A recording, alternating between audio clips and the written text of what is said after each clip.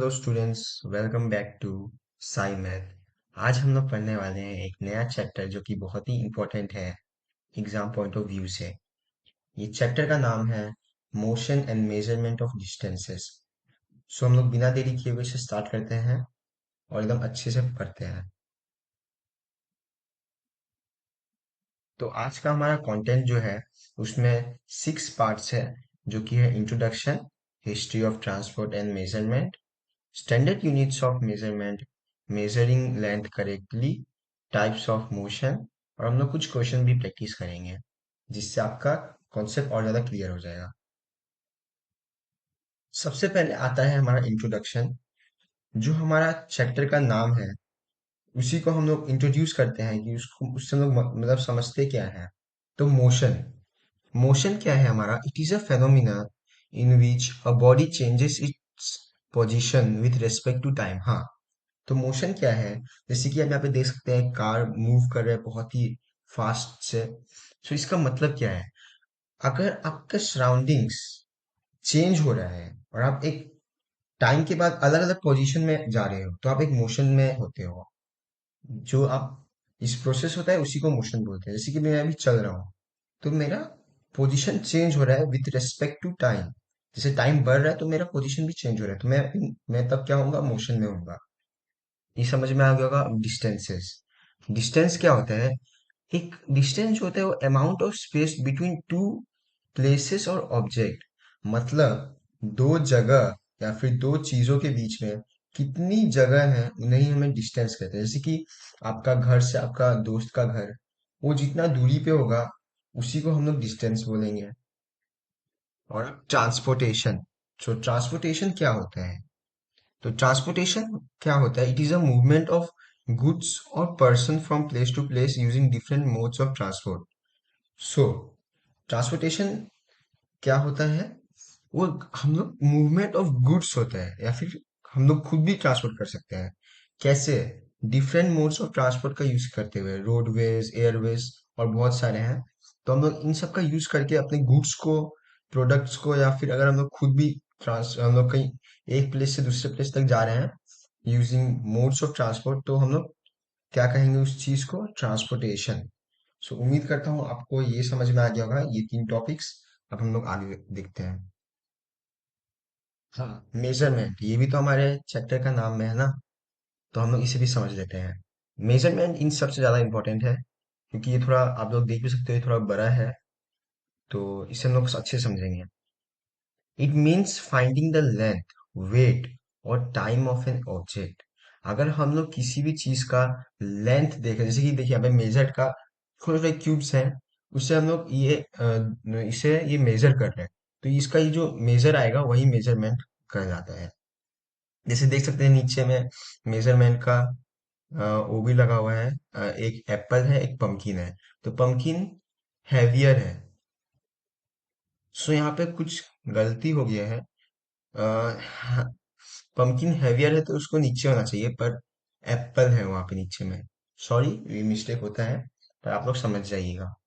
उसके बाद it sometimes also need initial and final point to measure its length. जैसे कि अब मैं आपको बताता हूँ, आपका घर है और आपका दोस्त का घर है, उसका बीच का आपको मेजर निकालने के लिए आपको कुछ रेफरेंस पॉइंट तो चाहिए होगा ना। जैसे कि यहाँ पे तब इनिशियल पॉइंट आपका घर हो जाएगा और फाइनल पॉइंट आपका दोस्त का घर हो जाएगा। तो ये दो रेफरेंस को लेके आपने मेजर किया लेंथ, तो इसीलिए समटाइम्स हमें इनिशियल और फाइनल पॉइंट्स चाहिए होते हैं to use as a reference. अब a unit is a fixed quantity used for comparison. तो यूनिट क्या है? यूनिट एक फिक्स क्वांटिटी है जिसे हम लोग कंपैरिजन करने के लिए यूज करते हैं। अब एग्जांपल में हमारा देख सकते हैं, आप मीटर हो गया, किलोमीटर हो गया, सेकंड, ग्राम, एक्सेट्रा। तो बहुत सारे हैं हमारे लिए, तो ये सब आपको समझना होगा। और आप लोग कुछ 3 एग्जांपल्स याद कर सकते हो इनमें से। मैं बोलूंगा अलग अलग याद कीजिए, जैसे किलोमीटर, सेकंड, ग्राम, ये सब याद कर सकते हैं आप 3 टू। चलिए अब आगे देखते हैं। History of transport and measurement. तो इसका हिस्ट्री क्या है? जैसे कि मैं आपको बताना चाहूंगा कि ऐसा तो नहीं हुआ ना कि कोई उठा बोला कि चलो हम लोग मेजरमेंट बना देते हैं, कोई उठा बोला हम लोग ट्रांसपोर्ट बना देते हैं। तो मैं आपको एक कहानी सुनाता हूँ।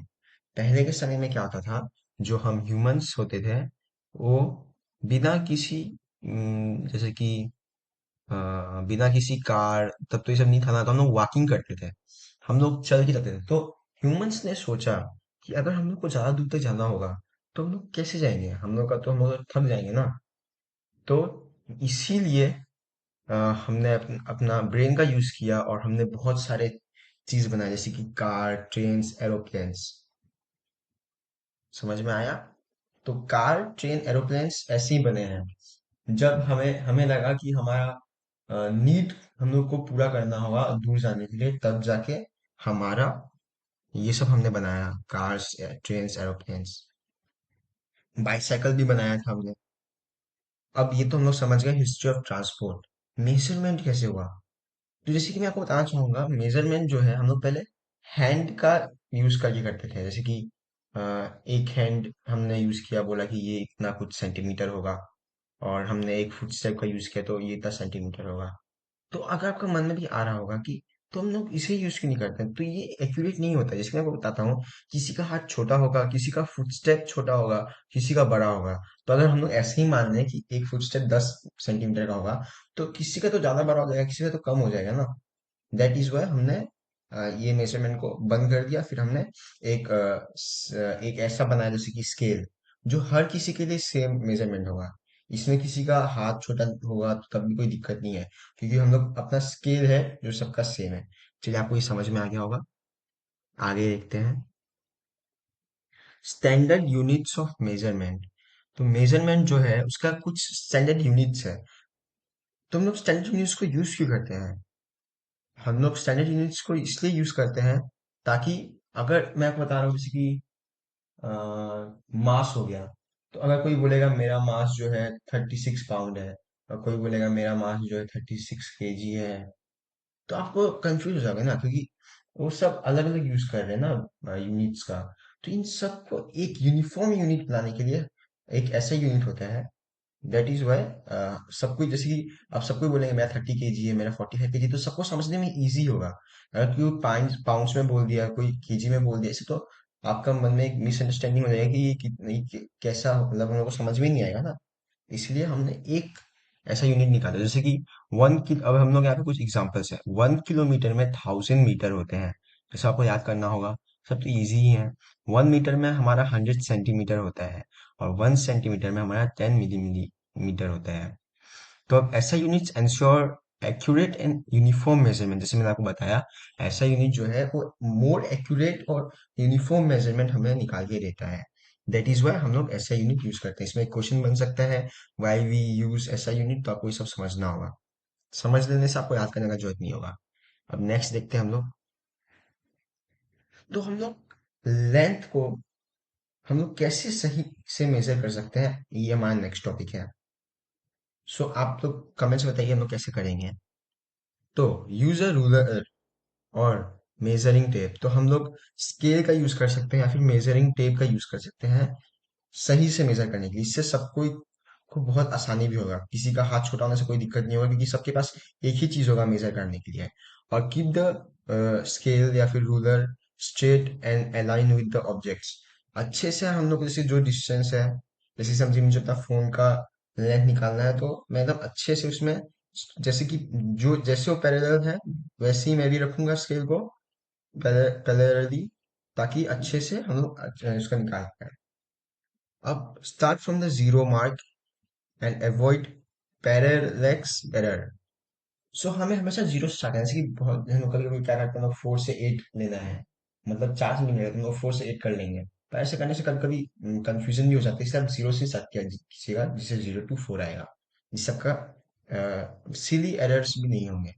सो अभी यहाँ पे क्वेश्चन बनता है जो कि हमारा स्लाइड में नहीं है, सॉरी, पर हम लोग समझ लेंगे कि अगर एक समझिए गोल चीज है, अगर एक गोल चीज है तो हम लोग उसे कैसे मेजर करेंगे। हम लोग के पास तो स्केल, हम लोग तो गोल तो नहीं बना सकते ना स्केल को तोड़ के। सो इस केस में एक एग्जांपल मैं आपको देता हूँ। आप एक थ्रेड ले लीजिएगा। थ्रेड मतलब धागा होगा।